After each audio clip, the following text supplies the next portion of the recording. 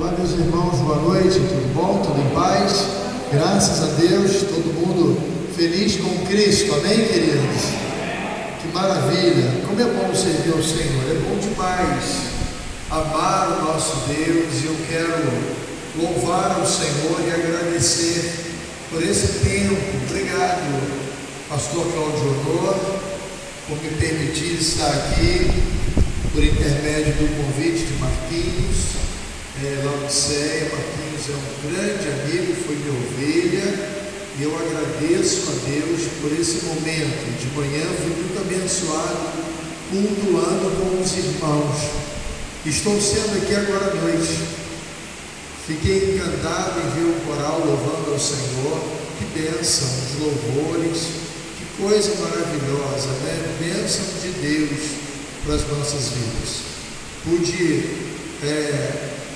Pude receber o pastor Cláudio Honor para o almoço. Essa foi boa, né?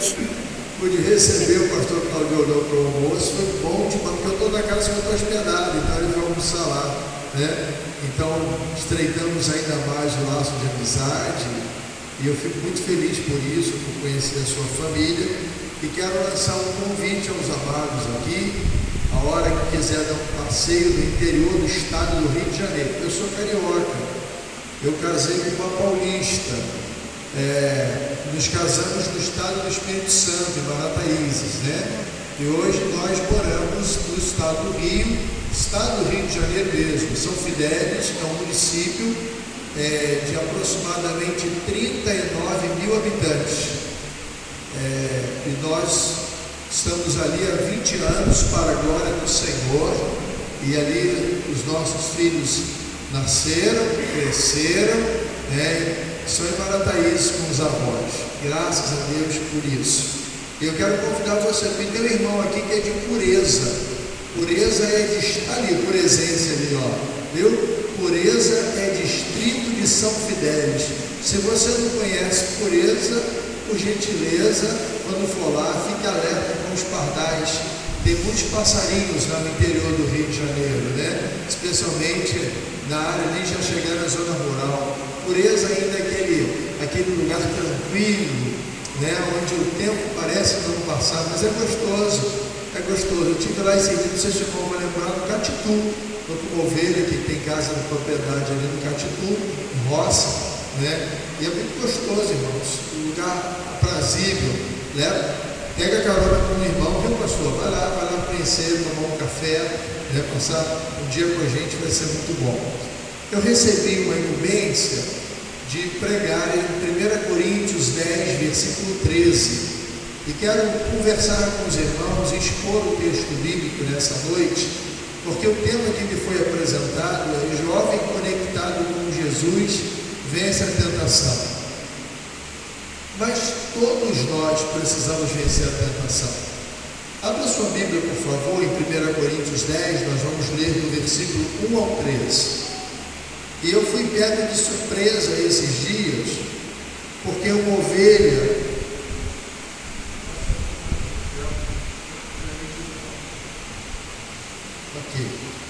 Eu fui pego de surpresa esses dias porque uma ovelha me procurou, chegou na pandemia, foi embora, e eu disse: como é que o irmão está? E ele disse: pastor, eu preciso confessar para o pastor. Eu fui para o Rio de Janeiro no período da pandemia, fiquei lá e adulterei. E eu fiquei, irmãos, sem entender. Eu disse: irmão, mas como foi isso? Quer dizer, eu queria entender o que estava acontecendo, e os irmãos vão compreender. Esse irmão é solteiro, e ele disse: eu estava lá no Rio, uma mulher me convidou para morar com ela, e morei, e nós adulteramos. E ele disse assim: quantos anos o irmão tem? E ele disse assim: 79, pastor. Aí eu entrei em crise. Eu falei: mas o irmão adulterou mesmo, né? Desculpa a minha incredulidade. Ele disse: sim, pastor, mas estou muito arrependido. E eu pensando, pastor, quando recebi esse tempo, pensando o seguinte: às vezes a gente pensa que só o jovem cai. Um homem de 79 anos me procura dizendo: pastor, eu preciso que o pastor ore por mim, porque eu não quero viver mais uma vida de pecado. E assim, meio na minha incredulidade, se ele estava mentindo, contando a verdade, qual é o pecado dele, mas uma coisa eu aprendi: todos nós precisamos lutar contra a tentação. Não é só o jovem, é o adulto, e no caso dele o idoso, porque já tem 79 anos de idade. Por isso, falei com ele, nós nos ajoelhamos na casa dele, oramos, clamamos, pedimos a Deus misericórdia. E se alguém me contasse uma história como essa, eu diria: não é verdade. E ele, em lágrimas, ele pediu perdão ao Senhor e disse: Senhor, me ajude a vencer a tentação, porque eu não quero desonrar o nome do Senhor. Eu quero convidar você a abrir a Bíblia em 1 Coríntios 10, de 1 a 13. Quero convidar, se você tem saúde, pode se colocar em pé e ler comigo, porque eu também preciso vencer a tentação, você precisa vencer a tentação, e todos nós, crentes em Cristo Jesus, precisamos vencer a tentação. Vamos ler o texto da palavra de Deus, que diz assim: ora, irmãos, não quero que vocês ignorem que os nossos pais estiveram todos sobre a mesma nuvem, todos passaram pelo mar, e todos em Moisés foram batizados, tanto na nuvem como no mar. Todos eles comeram do mesmo alimento espiritual, beberam da mesma bebida espiritual, porque bebiam de uma pedra espiritual que os seguia, e a pedra era Cristo. Mas Deus não se agradou da maioria deles. Preste atenção no texto. Mas Deus não se agradou da maioria deles, razão pela qual ficaram prostrados no deserto. Ora, estas coisas se tornaram exemplos para nós, a fim de que não cobicemos as coisas mais como eles cobiçaram. Não sejam idólatras, como algum deles foram. Conforme está escrito: o povo assentou-se para comer e beber, e levantou-se para se divertir. E não pratiquemos imoralidade, como alguns deles o fizeram e caíram mortos. Num só dia, 23.000. Não ponhamos Cristo à prova, como alguns deles fizeram, e foram mortos pelas serpentes. Não fiquem murmurando, como alguns deles murmuraram, e foram destruídos pelo exterminador. Estas coisas aconteceram com eles para servir de exemplo, e foram escritas como advertência a nós, para quem o fim dos tempos tem chegado. E aí ele diz assim, eu estou lendo a Nova Almeida atualizada, mas beleza, nós estamos aqui isso aí. Por isso, aquele que pensa estar em pé, veja que não cai. Não sobreveio a vocês nenhuma tentação que não fosse humana, mas Deus é fiel e não permitirá que vocês sejam tentados além do que podem suportar. Pelo contrário, juntamente com a tentação proverá alimento para que vocês possam suportar. Deixa a sua Bíblia aberta, feche só os seus olhos e nós vamos orar nessa hora. Pai, muito obrigado pelo texto bíblico, obrigado pelas escrituras sagradas, palavra viva, santa, inerrante, eficaz, palavra que nos chama, Deus, a um compromisso de acerto, de conserto, de amor, ó Deus, de cuidado, de bondade, de misericórdia, palavra que nos mostra as bênçãos e, ó Deus, também o juízo de Deus, a bondade e a severidade do Senhor, palavra que nos traz despertamento para que nós possamos vencer as tentações, e que a graça do Senhor seja com o teu povo que aqui está. Abra o entendimento espiritual, visite as famílias, ó Deus, talvez alguns vizinhos estejam ao alcance da nossa voz, e pedimos, ó Deus, que se isso acontecer, ó Deus, a tua palavra chegue ao coração deles, e que eles possam, ó Deus amado, se render ao Senhor para a glória do teu nome. Oramos, pedimos a tua bênção em nome de Jesus, amém. Tome o seu assento e deixe a sua Bíblia aberta. O versículo central desse texto, que tem um tema desse domingo, que é 1 Coríntios 10:13, mas o versículo central desse texto é: por isso, aquele que pensa estar em pé, veja que não caia. Então pense nisso. Será que eu estou me sentindo seguro e confortável na minha vida cristã? Será que eu estou caminhando, estou me conseguindo entender, olha, nada me abala, eu estou firme com o Senhor. A Bíblia diz, aquele que pensa estar em pé, veja que não cai. Então nós precisamos juntos vencer a tentação.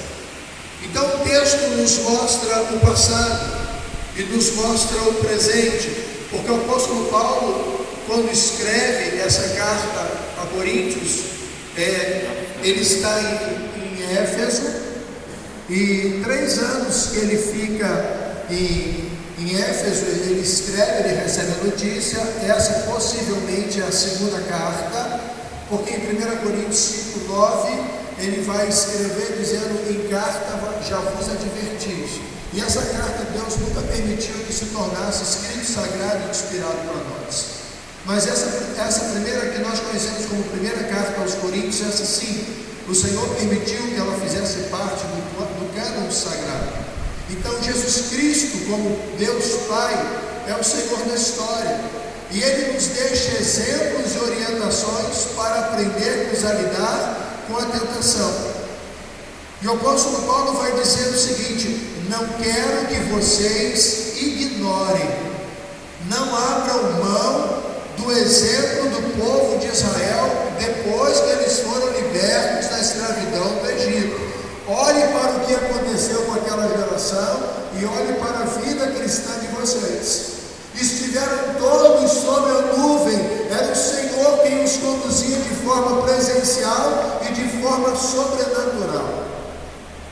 Êxodo 13, versículo 22, nunca se apartou do povo a coluna de nuvem durante o dia, nem a coluna de fogo durante a noite. O Senhor sempre esteve acompanhando o seu povo, e Ele vai dizer, todos que saíram do Egito, todos que foram libertos da escravidão, todos passaram pelo mar. Está escrito em Êxodo 14, 21, 22 e 29. A travessia do Mar Vermelho beneficiou a todos que deixaram o Egito, beneficiou os fracos e os fortes na fé, os adoradores e os murmuradores, os que queriam compromisso com Deus e aqueles que apenas queriam servir-se das bênçãos de Deus. A travessia do Mar Vermelho, a libertação de Deus, trouxe benefício a todos. Embora experimentassem os milagres, não desejaram manter-se conectados com Deus. Reflita sobre isso. Eles desejavam os milagres, se beneficiaram dos milagres, mas não desejaram manter-se conectados com Deus. É o tema de hoje, é o tema do mês, é conectados com o Senhor, para poder vencer a tentação. E todos em Moisés foram batizados, porque batismo significa mergulho. No Novo Testamento significa morrer para o mundo, viver para Jesus, tanto na nuvem como no mar. Ou seja, não faltou aos hebreus nem conteúdo e nem orientação de Deus. Deus operou por meio das mãos de Moisés. E eles viram isso, eles experimentaram todos os milagres e as maravilhas que Deus começou a fazer a partir da vida de Moisés.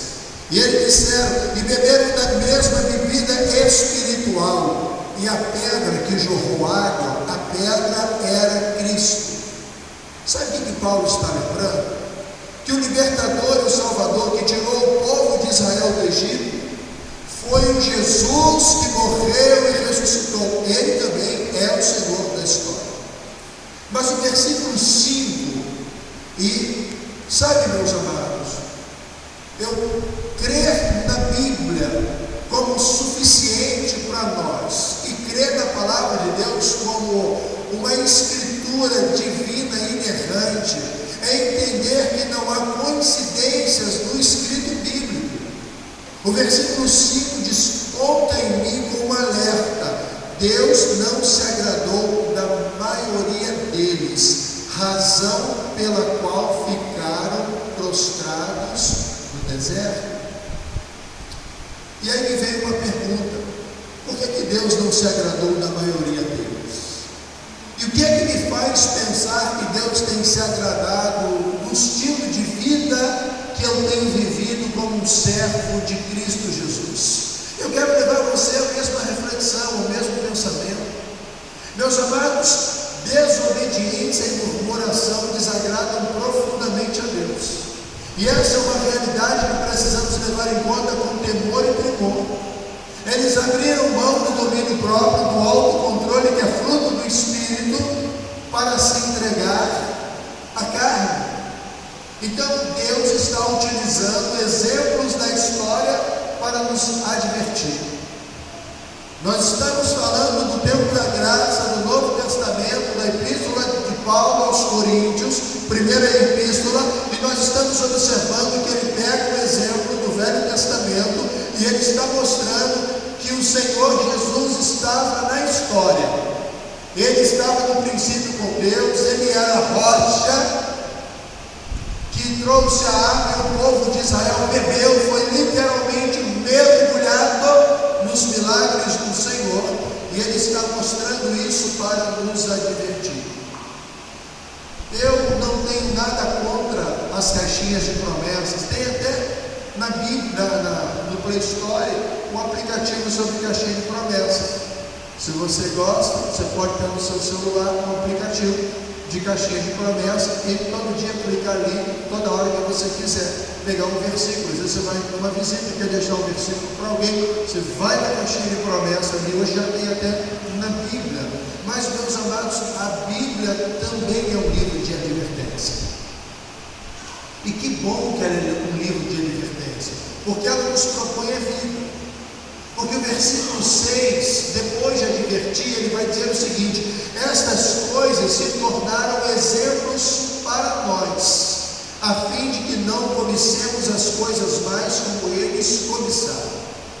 Quando ele vem dizer que estas coisas, o ocorrido no passado, tornou-se exemplo para nós, ele está falando de uma marca. E no original, a qual o texto foi escrito, é uma pancada que marca e deixa uma marca, a qual você consegue examinar e dizer: aqui foi prensado, literalmente, e eu consigo ver o motivo pelo qual isso aconteceu. Os erros descritos na Bíblia mostram a importância da santidade. Os erros descritos na Bíblia mostram a importância da obediência e servem para podermos agir com temor, a fim de que não cobicemos as coisas más. Tenta entender como é a natureza humana. Deus sempre propõe para nós uma terra que manda leite e mel. Ou seja, o que isso significa para nós hoje? Deus sempre propõe para nós o melhor, mas sempre queremos cobiçar o que é mal para as nossas vidas. Por quê? Porque a nossa natureza é má, nós temos a tendência de cobiçar as coisas más, mas ele diz: estas coisas são marcas. Deus pegou e estampou na eternidade. Os escritos sagrados, que é a palavra de Deus, não vão se passar, eles prosseguirão eternamente, e nós temos isso hoje como uma marca, para que nós possamos olhar e entender: eu não sou melhor do que o povo de Israel que saiu do Egito. Se eles cobiçaram, eu também posso cobiçar. Então eu preciso vigiar, eu preciso estar alerta. Cobiçar é desejar com insistência. Quando Tiago diz em Tiago 1,14-15, ele vai dizer ao contrário: cada um é tentado pela sua própria cobiça, quando esta atrai e seduz. Então a cobiça, depois de haver concebido, dá luz ao pecado. O pecado, uma vez consumado, gera morte. Deus não deseja que venhamos repetir os mesmos erros apontados na história. Quando você era solteiro, ou aqueles que são solteiros, nós às vezes cometemos alguns erros quando olhamos para os equívocos dos nossos pais, da criação, daquilo que nós não gostamos. Nós falamos assim: quando eu casar, vou agir diferente. Quando eu tiver um filho, eu vou agir diferente. Nós olhamos para os nossos pais, examinamos e reprovamos alguma coisa e confirmamos que e eventualmente nós nos pegamos fazendo as mesmas coisas. E às vezes até reconhecemos que aquilo era bom, que aquilo que aprendemos de um pai, de uma mãe, valores, princípios, eram de fato coisas boas para a nossa vida, mas o Senhor permite que nós olhemos para o passado e para os pecados cometidos, e para que nós possamos pensar o seguinte: não repita esses erros, porque o Deus do Velho Testamento é o Deus do Novo Testamento. Deus não mudou. Muda a história, o princípio de Deus é o mesmo. Mas eu quero só relembrar o início do capítulo 10, pela versão a qual eu estou acompanhando a minha Bíblia, Nova Almeida atualizada. Ora, irmãos, ele utiliza o advérbio, e a função é trazer a transição de pensamento, o que Paulo estava dizendo. E o que Paulo estava dizendo? Se olharmos o último versículo do capítulo 9, versículo 27, o apóstolo Paulo vem dizendo que ele estava numa corrida da vida cristã, numa carreira proposta por Jesus. Ele vai dizer o seguinte: mas esmurro meu corpo e reduzo a escravidão. Ele está dizendo o seguinte: eu estou agindo como atleta. Ele está usando uma alegoria de atleta para dizer: eu crio uma disciplina tão grande e reduzo meu corpo à servidão, para que, tendo pregado a outros, não venha eu mesmo a ser desqualificado. E aí ele vai dizer: irmãos, eu não quero que vocês ignorem.